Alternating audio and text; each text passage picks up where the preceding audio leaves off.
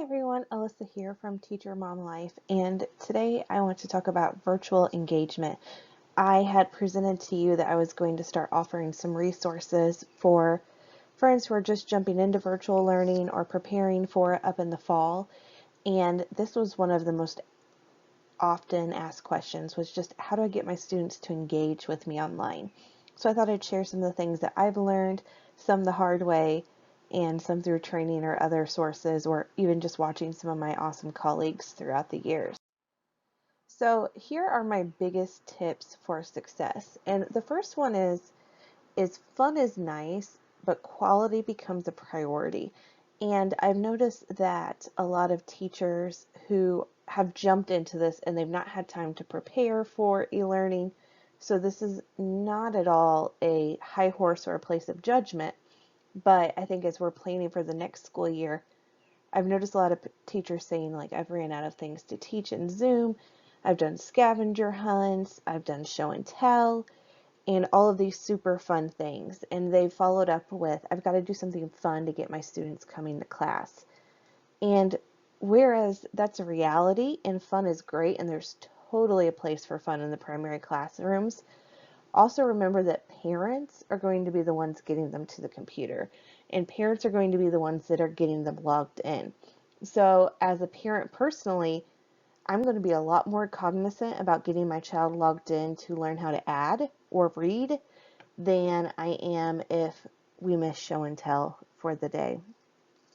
So that's something to really keep in mind. You want them to come to class and you want it to be fun, but also it can be learning too. And I think that you'll find that they will still come even if you are doing, some school things that aren't traditionally in the fun bucket, if you will. And a great example, because I'd been trying to observe this and take some notes of this for some time, and I noticed that We Are Teachers shared this article from People, and thousands of kids have started coming to this teacher's morning meeting class. So what she does is she does a Facebook Live, I'm assuming. I'm not sure the logistics, but she gets on every morning and does morning meeting. They do morning circle. They review, alphabet counting, all of that calendar time stuff. And then she ends it with a story time. And I think I read in the article that she's grown by like 90,000 followers.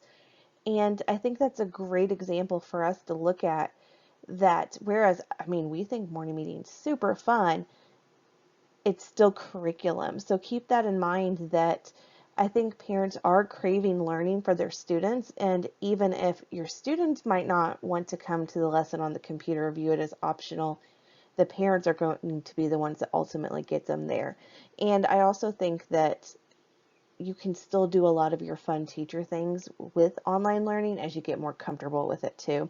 And that's kind of a topic for a different day, but I'll give some ideas just to make it engaging for them, because you don't want, especially the young kiddos, you don't want them to just sit and stare at a computer. It's not going to be developmentally appropriate for you to lecture them the entire time. So you've got to make sure that you have a lot of virtual engagement. And I think the first step to that is just defining what that looks like for you. Everybody's going to be using a different platform. Some of you might just be recording videos like I'm doing right now in PowerPoint. Some of you have used Zoom. Some people have had trouble with Zoom, or it's been ruled out, so you're using Google Hangouts. I use Collaborate, Blackboard. We're switching to a new program next year. So that's the difference between virtual school and this e-learning model is, we've paid a lot of money for these platforms because it is a core piece of our instruction. But now that you've kind of had the spring to do it, maybe you can meet with your teams or yourself or whoever your people are and really take a look at what virtual engagement looks like, so you can communicate that to your students and your families. So one thing that I do at the beginning of the year is we have a Collaborate pledge. It's just simple classroom directions, but we repeat it every single day before class gets started. And we phase that out as the year goes on, but that kind of sets the tone that this is what I want. Just like you would in a brick and mortar classroom, you start the year by introducing them to the rules. You do that as well when you're teaching online. And then as the year goes on, of course, with students, sometimes it feels like it's flavor of the week. You've got to shake up what you do. So later in the year, I will share what virtual engagement looks like and remind them to be a great student. And I mean, this can be just a stock photo, or if you've really noticed something that you need to work on collectively. And I might have them sign or type in the chat box, or, if you can see them on the video, put your hands on your head if you promise to do that. Just anything to remind them what virtual engagement looks like and set those expectations for your students. Another thing that I've been talking about to like a lot of people who are I've been working with lately is keep it simple. I and this is really hard for us as teachers because we have all this classroom magic that we want to do. But something to keep in mind for the beginning of the school year is you want them to be learning the content and not the technology. And I know I have felt this way with the pandemic going on, that all of these amazing resources are coming at us and this is free, this is free, this is free, and it's almost too much. So remember, you can be good at anything, but probably not everything. And I think that applies to your teaching too. So I'm sorry if I'm talking in like constant cliches, but this is kind of my self-talk a little bit too. So really, it's okay if you just have a straightforward lesson and you found something that works and you stick to that structure for a couple weeks at a time, especially with your primary kiddos who thrive on structure and routine. It's okay if like your lessons are broken up into the same chunks, or their assessment is the same format every time, because that's going to allow them to master how to do school and start to learn how to do what you're teaching them.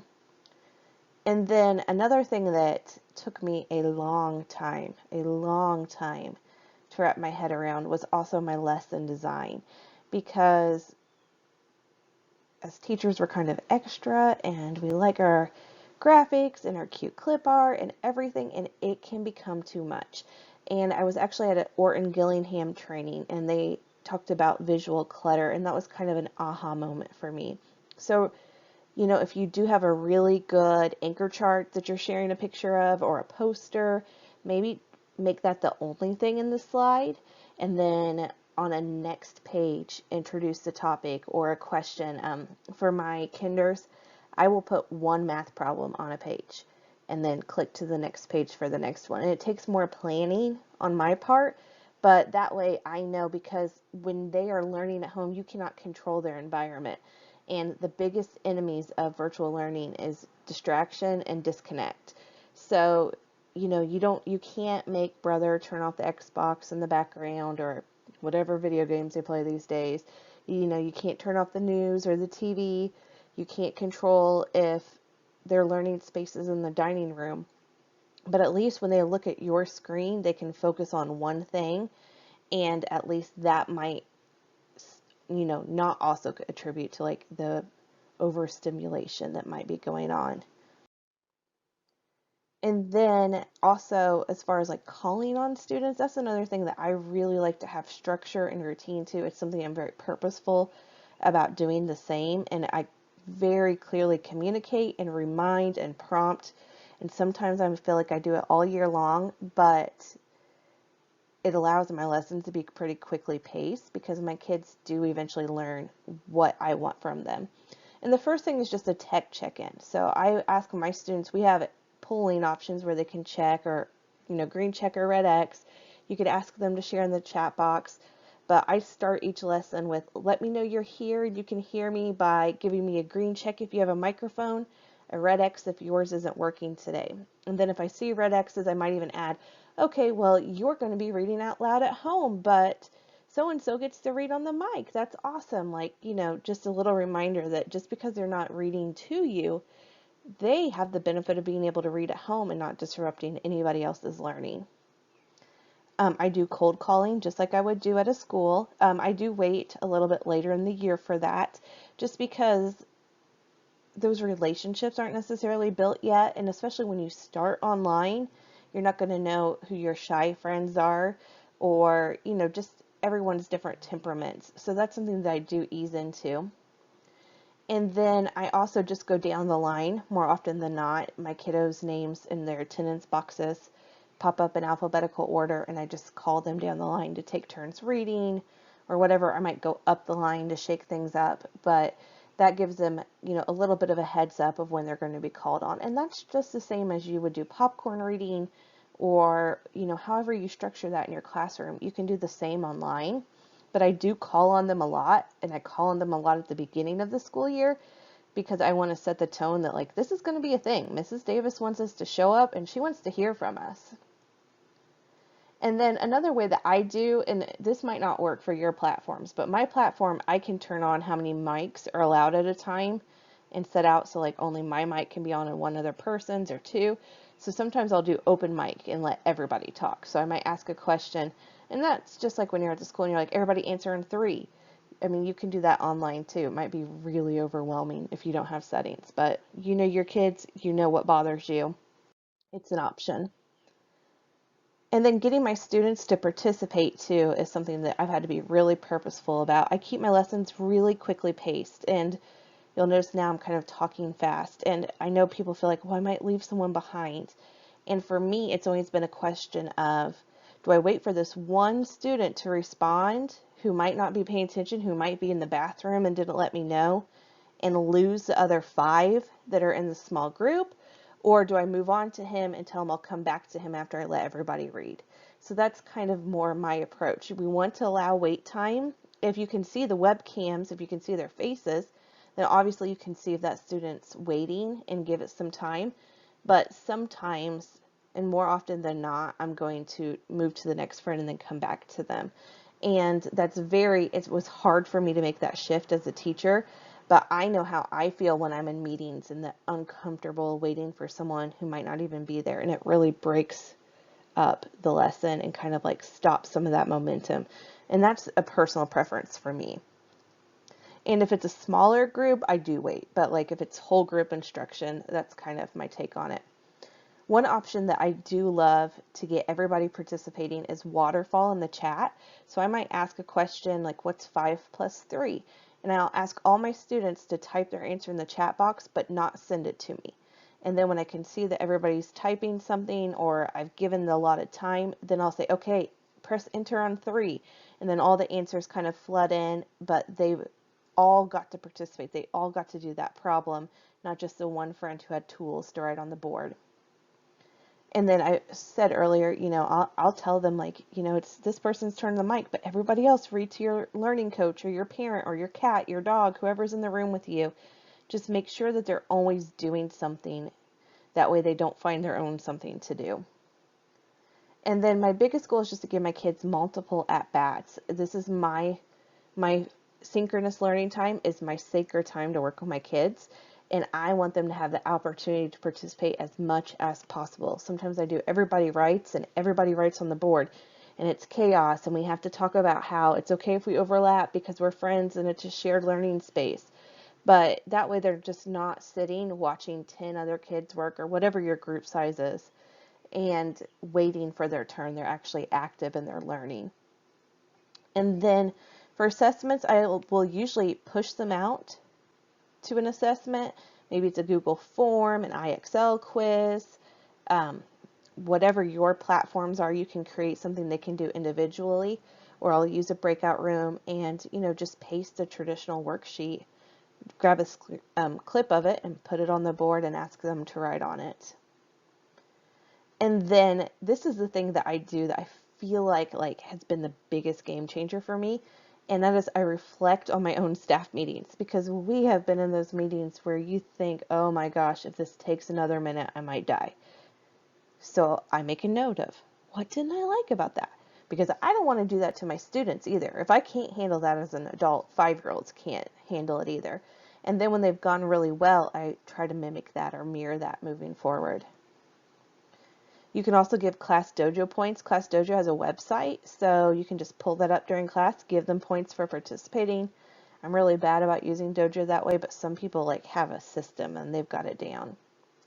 One thing that I do, and that I wait and introduce this later, so not from the beginning, but when you get in a lull and you're like, oh gosh, we've regressed, I introduce Spotted. And my kiddos that are spotted being good or participating at the end of class get a quick shout out.